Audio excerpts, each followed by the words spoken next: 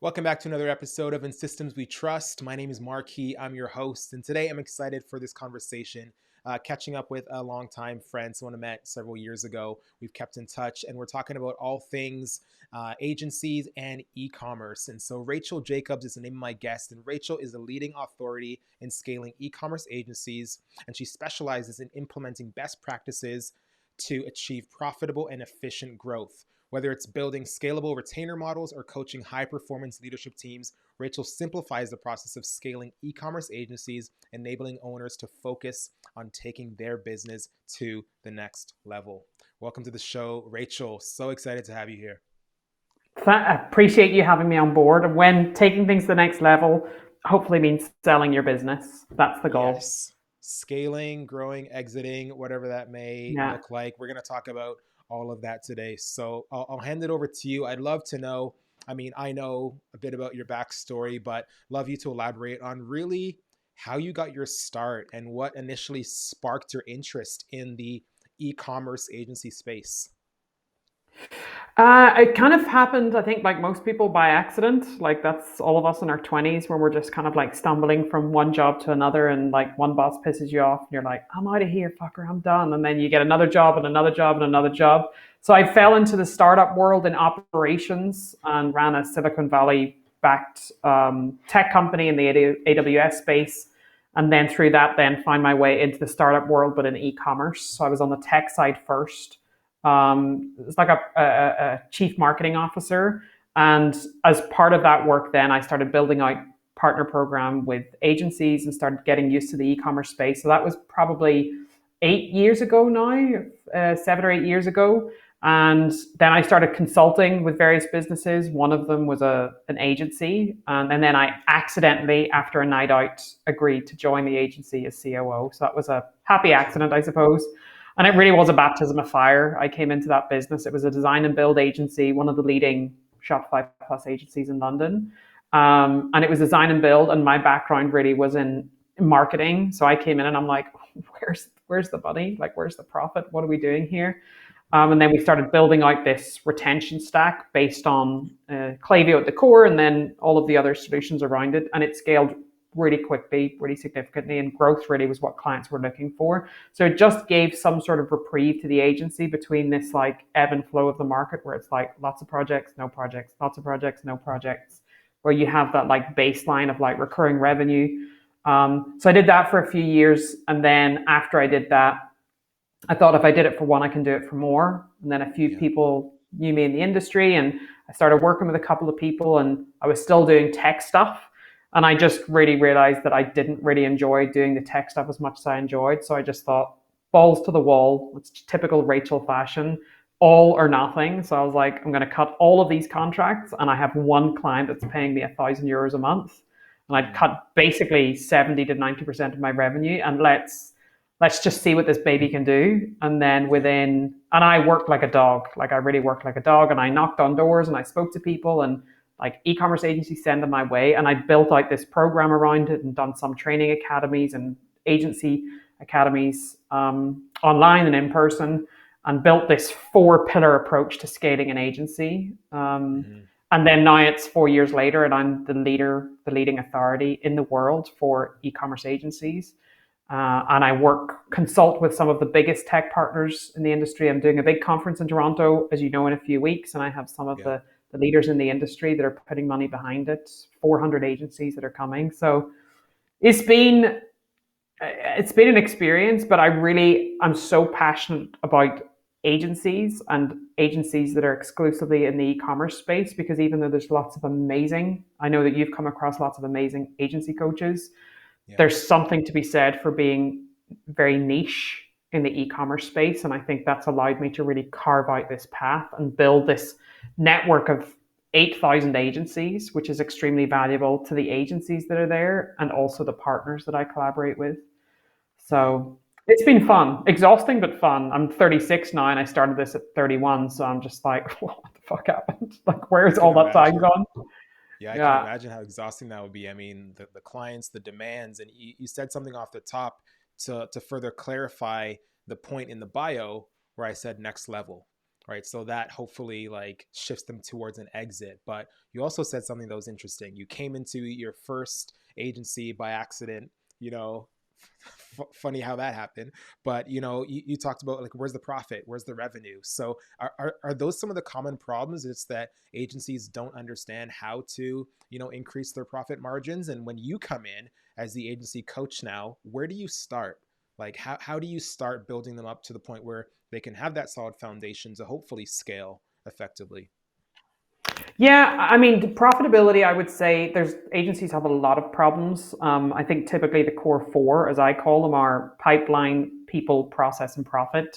It's actually Mm, the pillars for the conference. This is not a conference plug, but that's the pillars for the conference that I'm doing in Toronto in a few weeks. But yeah, they're typically the four core problems. Typically for an agency that's like less than 10 people, usually, maybe a little bit more, a little bit less, but less than 10, it's all pipeline related. It's like deals and sales and stuff like that. And the reality is you just need to eat it. Like you just need to just keep going, and you need to yeah. build credibility, and you like that's it is what it is. There is no silver bullet or quick fix. So once they get past that stage, it's typically then a people and process problem. So when you get to like 10 to like 30 people, it's kind of a combination of getting the right processes in place and getting the right people in place and then scaling that. Once you get to about 20, 30 and up, it's people, process, pipeline, and worst of all, profit.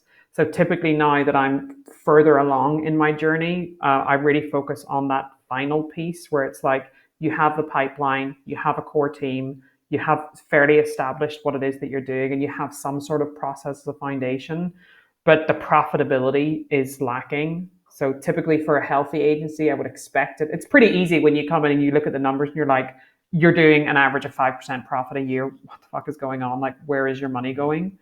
yeah. But typically, I would expect an agency to be sitting somewhere around roughly 20% EBITDA. That's what I would be looking for. An agency Okay. that's growing really quickly, or yeah, it's going through like a growth phase. It probably between somewhere between 15 and 20.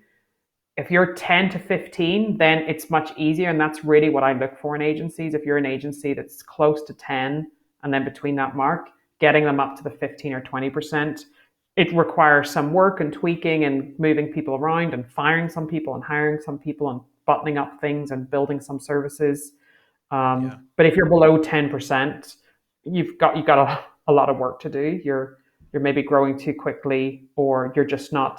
So many agencies just don't even track their time. So when I Yeah. come in, if I speak to an agency and I'm like, "Where is that money going?" They're like, "I actually don't know because nobody tracks their time." And I'm like, "Okay, where do I start?" Yeah. It's like start tracking your time and come back to me in 6 months. If I don't have any data, I can't make any recommendations. Well, I can, but it's not based on data. Recommendation number one is track your time, right? And like me, like I see the exact same thing coming in, right? We want to understand where our time's going. We want to understand how we can make our teams more efficient, how we can be more profitable. And though I don't deal on the finances side of things, I deal with more efficiency and effectiveness within the teams. I see the same problems, right? And so tracking your time is so crucial. I'm curious though, when it comes to the profit margins, you said if you're like below 10%, then, or between 10 and 15, sorry, you want to work with people to bring them closer to that 20. Where do you typically see, like, what are the trends? Are you coming in and seeing that 10% time after time, or is it lower than that for a lot of these agencies you work with? To be honest, a lot of agencies it's much lower. A lot of agencies basically come to me and like, I have no consistent pipeline. I don't have any real cash flow, and I need to turn things around in 3 months. And it's just like it's like getting nine women pregnant and expecting a baby in 1 month. That's just not how it works. I don't know. You could give it a go, but I'm pretty certain that that's against biology. Sure. So yeah, typically a lot of agencies are coming in and they've worked hard to get some momentum, and they're running before they can actually walk. And that Mm, is often the case. And with those sort of agencies, you see that they tend to fluctuate a lot. They have the yeah. 15 people, and then, oh, now we've got 8 people, and then now we've got 12, and now we're back to 6. And it's just like they just didn't have those solid foundations, and they weren't Yeah. looking at the numbers. Like, I cannot impress enough how many entrepreneurs. So I've worked with well, I stopped counting at the end of last year, but over 150 people, maybe close to 200 at this stage between the one-on-one stuff and the group coaching that I run. Okay. But I've Yeah. consulted with over 1,000 agencies, And I would say of the 1,000 agencies I've spoken to, probably 80% of them don't know their numbers. And it is Wow. absolutely mind boggling to me to run a business and not know what your numbers are. And Yeah. because we're in an industry, I was speaking to a friend last night who runs an agency, and he was saying that this is like one of the only industries where there's zero barrier to entry. Like literally anybody can run an agency, which is why Yeah. you tend to find a lot of people selling snake oil and charlatans and Gurus. people. Exactly, and people Yeah. who just do shit work, and then you as an agency end up with all the abused, traumatized people that have worked with all of the people that are just shit at what they do, and they're just like Yeah. good talkers. But there's zero barrier to entry, and a lot of the agency owners through default. They had a skill, whether it was sales or marketing or development or design, and then they did it themselves, and then it kind of snowballed and spiraled. And then you speak to them, and they don't know their arse from their elbow when it comes to the actual numbers and the Yeah. fundamentals of what it takes to run a business and understanding projections and cash flow and efficiency and operationalizing a business. They're just like, no, no, no, I know how to sell this, or I know how to build this, or I know this particular pain point. And it's just like, Yeah. but for me, that's really, I don't have any specific skill set. Operations, yes, but operations is so T-shaped that it's not really a skill set. Maybe talking shite would maybe be my top skill. But I Yeah. understand business exceptionally well. Like I really understand the rudiments of having a profitable business, and I'm not afraid Yeah. to make executive decisions. I'm not emotionally invested in the company, so I can come in and say, yeah, that person's got to go. Like that is a waste of money. Get rid of them. They're not performing the job that you're paying them six figures to do. And a Yeah. lot of business owners, they just don't. Their heart gets in the way of making the right decision. Yeah. Totally. Back to the numbers, or at least knowing your numbers. I mean, going back to your four core P's here, the pipeline, people, process, and profit. It's almost like they're destined, to suffer and not know their numbers and get in the weeds because they focus on pipeline, right? It's grow, grow, grow, bring in as much as you can. As soon as we get to the point where we have sold a client, it's like, okay, we got to service them now. So how do we do that? We hire someone, right? We're not looking at margins, we're not looking at capacity and getting people to bandwidth. And then it's almost like we skip over the process, right? Like there's no process in there. And then because we miss process, we miss profit, and we've rushed into the people. So it's almost like you can't blame them, right? Like they don't know their numbers because they're so focused on pipeline, pipeline, pipeline, and getting more that they don't have time to really think about Exactly. anything else. So question there is, let's start at the top. How do you effectively teach the importance of proper pipeline, I guess, distribution, people management and onboarding, and then process and profit? How do they all connect to each other? And if they don't have the pipeline, how are you getting them to the point where we can actually start scaling the business properly? Well, I mean, I think I'll start with the last question first. If they don't have the pipeline, probably should be working with me. Yeah, Because sure. I don't, if they don't have the pipeline, then they shouldn't be investing in an outside party. I'm always pretty upfront about that. I know that there's a lot of great agency coaches out there, and they specialize in the sales side of things. It's not that I don't specialize in sales. I run process boot camps throughout the year, and I have a private mastermind exclusive for e-commerce agencies. And one of the four, now five groups is owners, delivery, leadership, sales, and operations. But one of those groups is dedicated to sales, and I have a fractional sales director who coaches the all of the salespeople and the people that are selling in the agency, largely owners, on Yeah. best practice sales.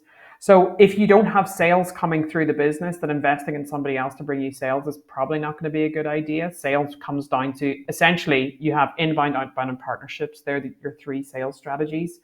Yeah. Outbound is like 1 to 3%. So a lot of people, they just get through a load of leads or data. They pull a load of data from whatever platform they're using, built with or something like that, and then outbound emails, and that rarely works very well. So then inbound is like 20 to 25%, but you need some momentum and you need some credibility. You need case studies. You need marketing, and then partnerships is like 40 to 60%. And for a lot of agencies, that's typically where I would recommend they start. Like if you need a lifeline or business right now, you need a network, whether it's strategic partnerships with other agencies or tech solutions or platform.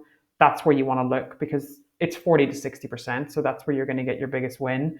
So for those type of agencies, you just need to do the work. It's like all of us as entrepreneurs. When I was starting my business, I was knocking on doors, kicking down doors, telling literally, even in the Anything you supermarket, can in the do. street, when I was passing people in cars and they had their window open, like literally anybody that was in spitting distance, I was letting them know that I was open for business and this was my target audience. And I think Mm, that's probably one of my biggest takeaways from my journey as an entrepreneur is I knew exactly who I was targeting. I knew exactly the pain points and I knew how to communicate that effectively. I was never a salesperson ever in my career, but if I know who I'm targeting and what their challenges are and what the recommended solutions, it is like shooting fish in a barrel when you have the right people in front of you. So that would be that piece. The second piece then, which is like the people and process, those two things do people tend to take over because you're dealing with emotions and hormones and yeah. personalities. And like I think I must say this to every single client I work with. If it wasn't for the people, this business would be super fucking easy, because the people is the hardest bit. You have like Yeah. egos and people who mean well, and it's just really hard to navigate all that. And a lot of business owners are just not equipped for that softer side of leadership that is necessary to have a team working well. And then I would say 9 out of 10 agencies that I work with, process is like they're allergic to it. It's just the whole thought of having to like document something and put a Yeah. process in place and effectively, it's like almost against their religion. Like that's how alien it is to them. For Yeah. me, I am somebody who's very like systems and processes and like checks and balances. So that's the way I've always been, because I've been in operations for a decade. Yeah. So for me, it's pretty straightforward, but for a lot of people, I think that's pretty typical of most entrepreneurs anyway. It's just like, I have this vision, I have this dream, I have this talent, and all of the other shit. It's like, oh, it'll just figure itself out. The number. I'm like that when it comes to finance. I'm just like, oh God, I have to send people invoices. Oh my, this is like the least contracts and invoices. I'm just Of like, if I could course. just pull the money side out of business, it would be fantastic, because I absolutely hate it. The money and the Um, people. Get rid of them. I don't mind the people, so I can deal with the people. I'm on calls. I mean, my Yeah. schedule's crazy, right? I'm on calls, Yeah. on a good day, 6 hours a day. So I don't mind the people, and I can go from being on a call with someone who is broken down in tears, and then jumping on another call with somebody who's like, "Oh my God, I just bought a house," and then jump on another call with someone that I'm having this major crisis in my business, and then another call with someone like, "We've had this massive win," and you have to like adapt. So I can do that, but the money side, I've been asking my husband for years, can he just like deal with it for me? And he says no. So Okay. it's the worst. But we all have that as entrepreneurs, right? We all have parts of business that we don't enjoy. We do. And that's the importance of the documentation, right? It's like it's your job as the entrepreneur not to keep doing the same things that you started the business doing. It's to bring in people to delegate so you can continue focusing on growth and scaling the company, because that's where your team really needs you.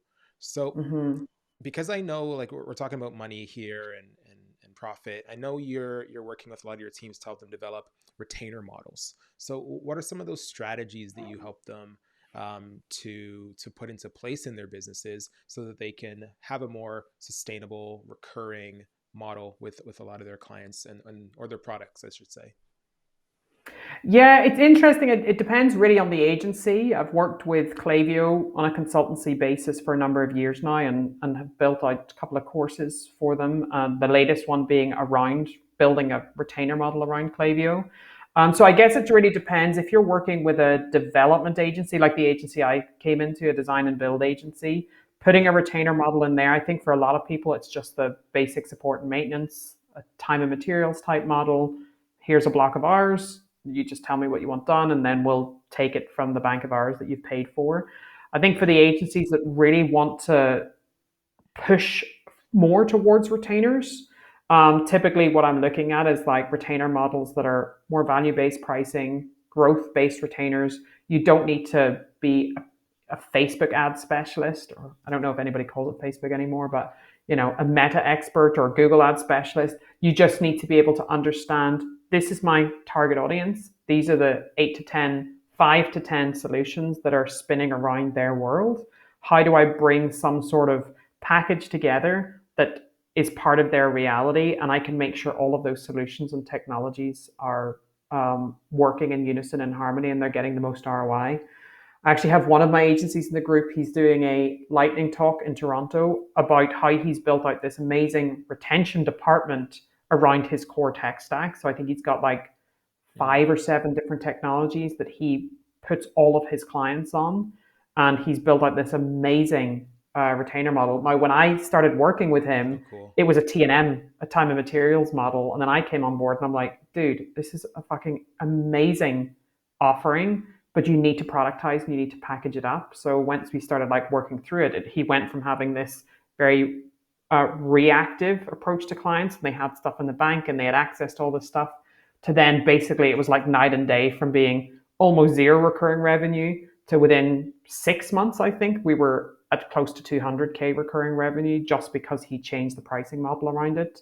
So the work is almost always So good. there. It's just how it's positioned and packaged up to the client. Yeah. Um, so much of what you're saying, I'm really thinking, because you are the expert in this. You've been doing this for a long time. Your listeners today, or even your audience, like they want to know. Like a lot of the questions I'm sure you get all the time is, how do we do it? How do we scale? Right?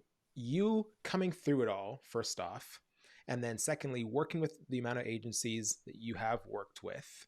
What would you do today? What would your model look like today if you were starting an agency? You already talked about, telling everyone that you know about it. That's great, but I want to know, like, what systems and tools are you using? Who are you hiring and when? What model are you adopting for this? Can you break that down for us to Yeah, like I think if I was crazy enough to run an agency now, I am crazy, but I don't know if I'm not like that a crazy? 12 out of 10 crazy to do an agency. Well, if I asked my husband, he certainly wouldn't agree. He'd say I am a full 10 out of 10 crazy, and he's probably right. But if I was that crazy to actually build an agency now, and it's interesting because I get asked this question a lot. A lot of agencies that I work with, and they're just Of like, "Look, course you Rachel, you do. know all the answers. Why don't you just build your own business? Like you'd blow us all out of the water." And my simple answer is because I make more profit as a 3-person business than you do as an 80-person business. Yeah. So like why would I trade that and have 80 people that I need to take care of? So that's the simple answer. But if I was going to do it, I am biased. So I would double down on Klaviyo. That's what I would do personally. That's the tool that I would double down on, purely because I think there are lots of other email solutions out there for this e-commerce industry. I personally don't think that there's any that come close to that. I work very closely with the company, so I know more about the product and how it's planning to develop over the coming months and years. So for me, Yeah. it just is a smart bet. And also with a tool like that, and whether it's Klaviyo or you use a competitor, I don't know any of the other names of competitors, obviously, because I'm Doesn't indoctrinated now. matter. Yeah. Yeah, exactly. It's not my reality. It's against my religion. You drank the Klaviyo juice, is my Rachel. religion. You drank the Yeah, juice. exactly. I Yeah. need to get like commission for this shit or get like an affiliate code or something. No But kidding. all of the technologies that live around that are super interesting. So I can plug in then subscription solutions, personalization solutions, review solutions, loyalty solutions, and build this retention stack. And you are printing money for clients. Of course, there's some finesse. So that's Mm, probably what I do. And I'd have a core team. My client facing team would be a core team in house. They don't need to be in my office here for sure, no, but they would be yeah. a core team in house. And then I would run then off a network of contractors or freelancers or whatever that are working in the background on a project basis for profitability purposes. So that's what I do there and become an authority. I would pick a very specific niche. So in my case, I would probably go after like the food and drinks industry, something that has subscription involved in it, but like a food and drinks industry or like a supplements type business, but something where there's like repeat customers. So I can look at subscription, memberships, loyalty, retention, personalization. Those are all things that I can do in that profile of customer. It's a similar, the metrics are the same. So that would be that side. It would allow me to be an authority in a very specific niche. And then the other thing that I would double down on is the consultancy piece. I think a lot of people were all talking about AI right now and how that's going to change the market. And are copywriters going to be out of jobs? I think maybe some of them, but the good ones, no. Designers going to be out of jobs? Almost certainly. Developers going to be out of jobs? Quite likely. So I think as an agency and being in this e-commerce space that's emerging so quickly, leading with consultancy and strategy really is going to be the big difference. I work with some of my agency clients where they're charging 30, 40, 50K just for strategy packages. And I think Mm. that piece, that biggest value add, where you position yourself as a thought leader, that's probably the route that I would go down and charge a premium for that, knowing that I know the industry so well, and then work back. Okay.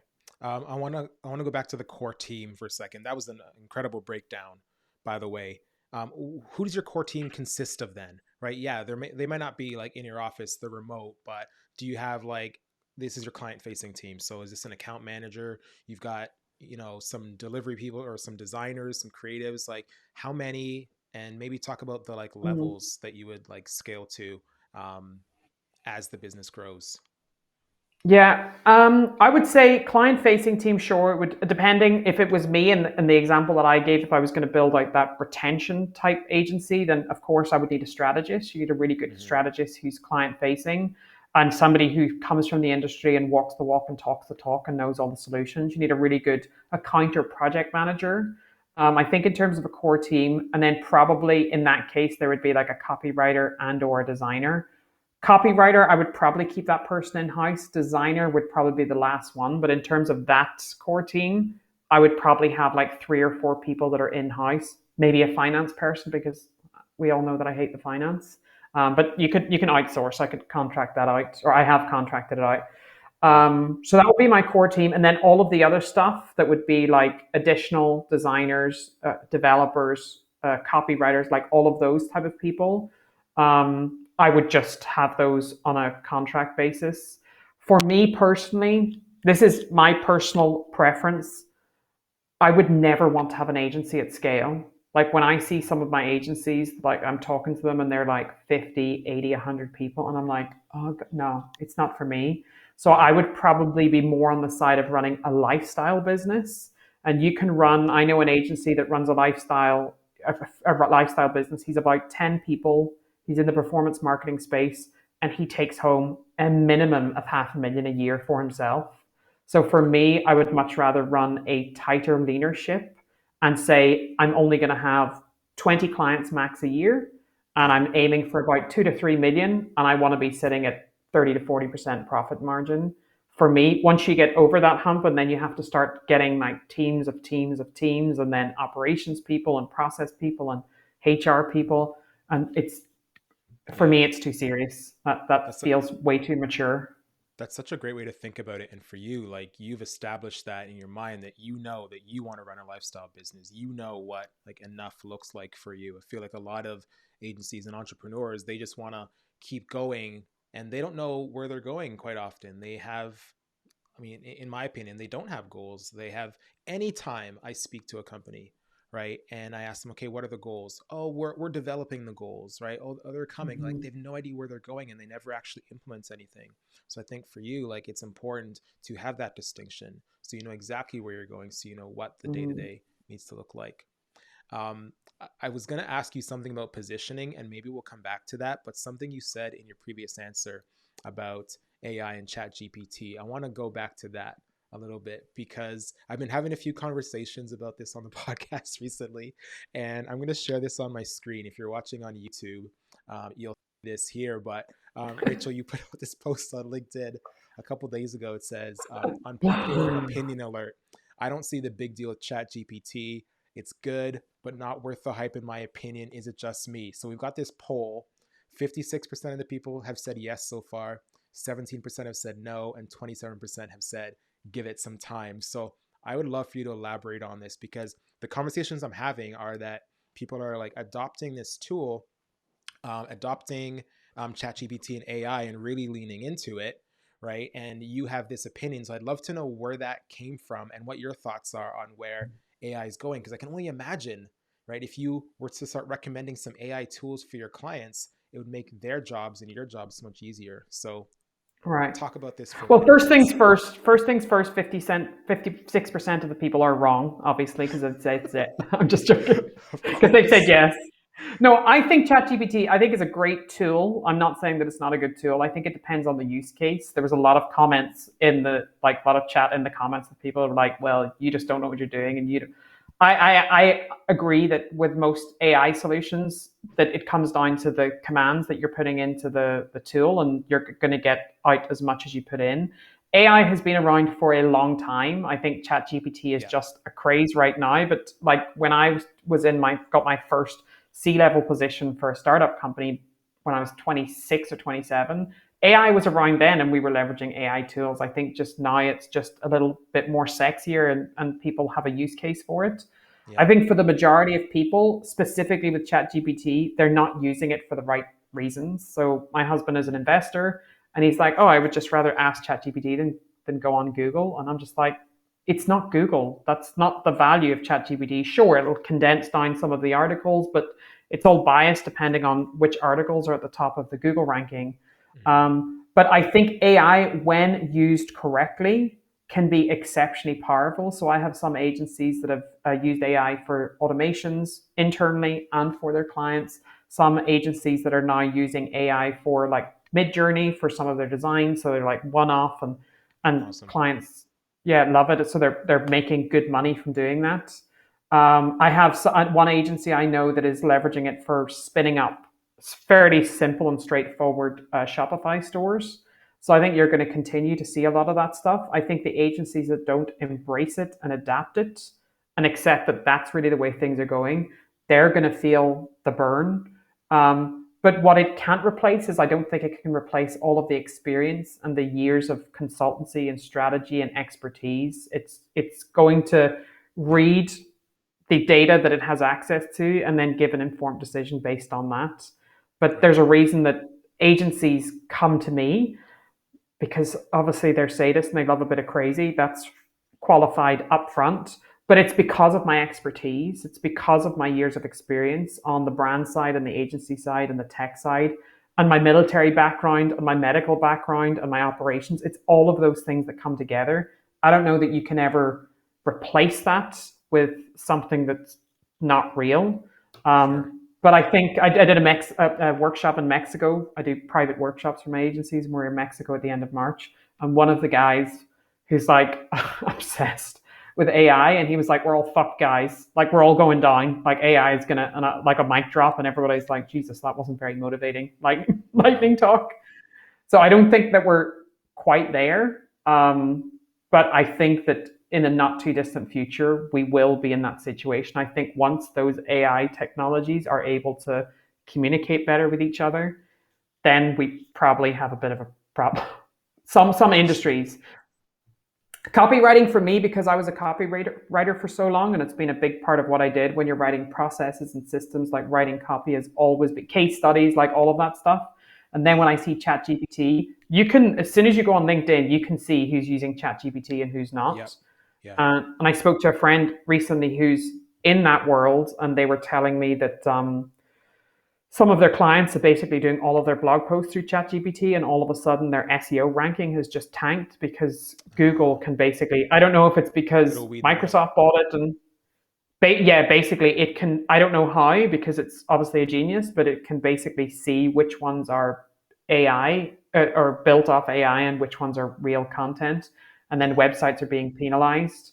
Um, so I think for certain things, for creating contracts, for code stuff, I think it can work really well. But I have had some wild conversations with ChatGPT that started off about agencies and retention and ended up very quickly talking about climate change and how Yeah. AI was the future. And I was like, well, that was a strange transition. So Man. Yeah. Like I don't there's so know. many.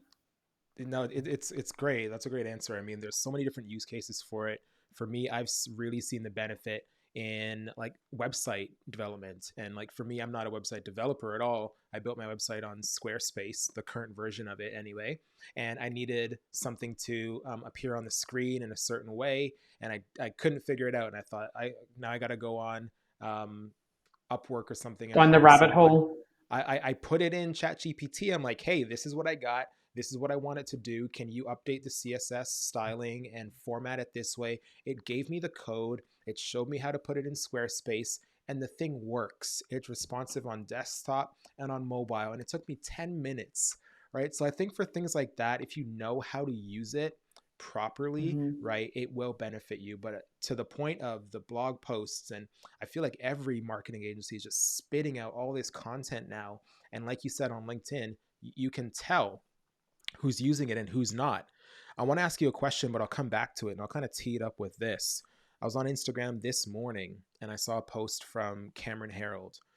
He's big on AI right now, and he's got a friend, he says, that he wants to connect people with, who's running an AI consulting agency for entrepreneurs that are feeling like they're getting left out, and they don't know enough about the tool and they want to implement it in their business. So on one end, I was like, man, this is a really smart idea. um, we need these things because people are feeling that way. And on the other side, I was like, man, this agency probably just watched all the YouTube videos, right? Tested it Right. out and knows like 10% more than everybody else, and now is going to go teach those people and profit off of them, right? So, and I don't know the individual, so I'm not saying that's what they did, but I feel like there's going to be an uptick in a lot more AI agencies coming out helping people consult. So we know your thoughts on that, but when it comes to the tool, I gave you an example of how I'm using it. What are your thoughts, or what's your opinion on how agencies could or should be using AI in their day to day? If you were to continue coaching and bring this into your curriculum, what would you be recommending? Yeah, well, I think I'm certainly not an expert in this space. I can just about Yeah, count to 10 and read. So it's like that's not really. I'm not really an AI specialist. However, I okay, would say that there's a lot of stuff when it comes to contracts. I think it's a really good tool for tightening up your contracts and buttoning that up because that's painful and expensive. I think when it comes to processes, you could put your processes, your old outdated process with a load of bullet points that need to be updated and get those tightened up. Handbooks, employee handbooks, like all of that stuff that's like mundane, and you're paying HR specialists a lot of money to do, and lawyers a lot of money to do, and yeah, external professionals like me a lot of money to do. So I would like to think that people can leverage a tool, AI tools, to produce some of that stuff to at least get them started, and then it's the maintenance. But I mean, because your background really, or especially with your previous company, is in processes and yeah, systems. A tool or a platform or a solution is only as good as the time that you put into making it what you need it to be. Just like you worked, that's how we know each other. You worked on a client that I was fractional COO of an agency, and you yeah, came in and tightened all the shit up. Um, and it was a lot of shit every. So for me, it's just like you can have the tools, you can have the templates, you can have the solutions. If people are not going to use them and implement them, or figure out how to, what's the best way to use your project management tool, yeah, it doesn't really matter. And the other point you made, look, it's like when COVID happened, all of a sudden people were buying liters and liters and liters of antibacterial hand gel, and yeah, a million year supply of toilet rolls, and face masks and all of this stuff. And some people made an absolute small fortune in a yes, very small period of time. People that were like working in a supermarket, no disrespect to people that work in supermarkets, but people working in supermarkets literally just from China ordering millions of masks, just investing all of their life savings on loads and loads of masks, and then winning contracts with the government for literally millions and millions of dollars to supply yeah, them with all of these masks because they couldn't get their hand on stuff.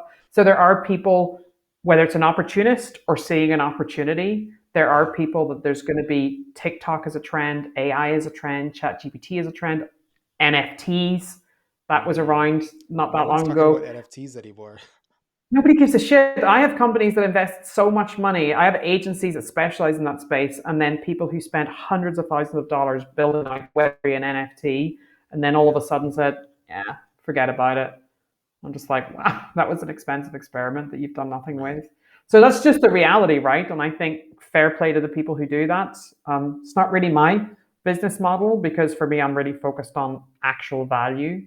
It's not mm, about, sure, there's a gap in the market, but, all right, I saw a gap in the market with nobody specializing in e-commerce. But at the end of the day, it's about longevity. So, yeah, well, more power to them. It depends on your motivation in business.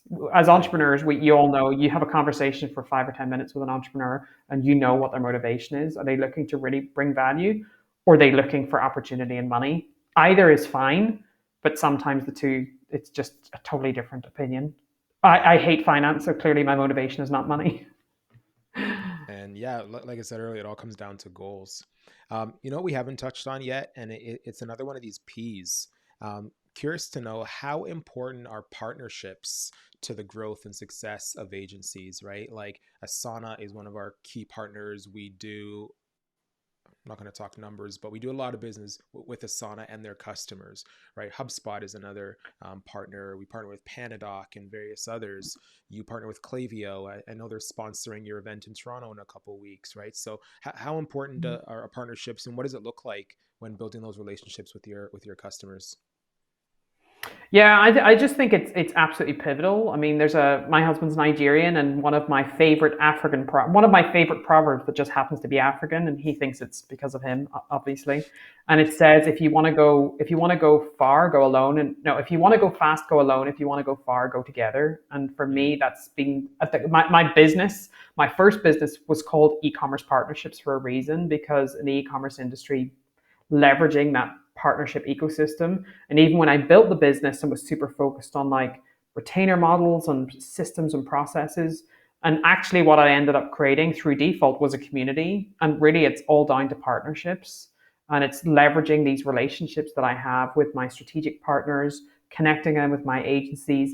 I've had some agencies that I work with, and they've been on one platform, a leading authority on one platform for 15 years, yeah, and then another platform that I know that I think is going to be a good fit for them. And they've basically just switched over to a totally new platform because they see that that's the next iteration of their business. So it's so beneficial. And like I said before, that statistic, when it comes to closing business, you've got a 40 to 60% chance of closing referrals from partners. So it's a yeah, no brainer. I have some agencies that I work with that are doing upwards of $250,000 a month in revenue. Some agencies are doing $500,000 a month in revenue, almost all coming from their strategic partnerships. right. But again, it's about building an authority around whether it's a platform, a tool, a solution. That's why I said, if I was going to build an agency, it would have Klaviyo at the core, and it would have those key solutions like Gorgeous and Reviews.io and Loyalty Line and Recharge and Rebuy and like Plowable, all of those core technologies that all natively integrate into that solution, because I know that I can build a story and experience for the customer on the back of that. Yeah, Um, the truth be told, I probably wouldn't have this business if it wasn't for the partnerships that I've built over the years. Like, some of my partners have been my biggest champions.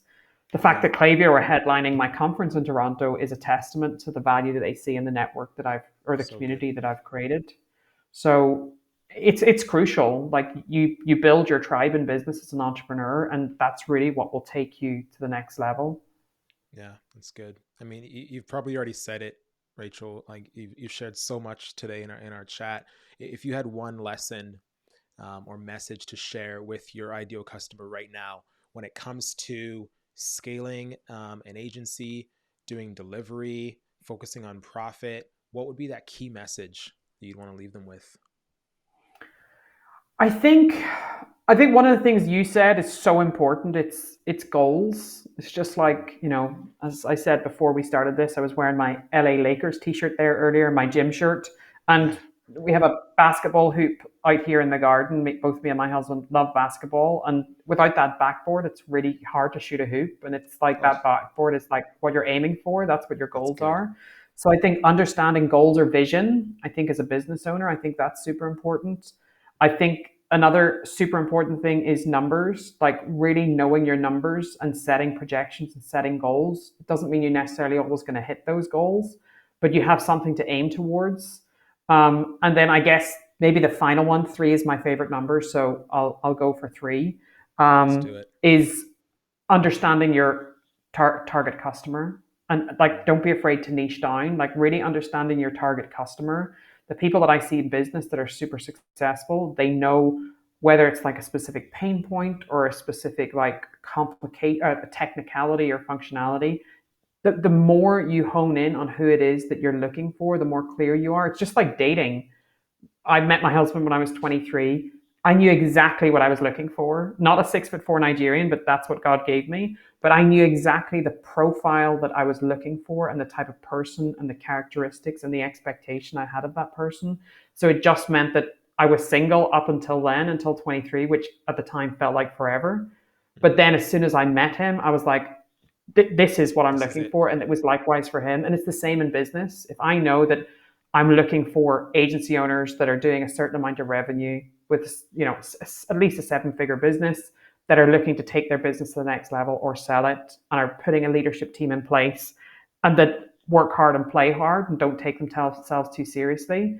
Like Yeah. if they have, you're on that same level, it makes it easier for you to then separate the 9 out of 10 people that come my way that want to work with me that I'm like, I'm going to dent your ego pretty quickly. Like we're not going to be on the same level in terms of our communication style. And that's totally fine. It's accepting that I'm not for everyone and I don't want to win all business. And for the one Sure. out of 10 that we're on the same wavelength, it's just so much easier to be like, okay, because when shit gets tough and you have to have really hard conversations, you can work hard, play hard, have really difficult conversations, but know that you have each other's back. And I think that that's why my clients have stayed with me, some of them for 4 years, because they know that no matter what happens, Rachel will figure it out.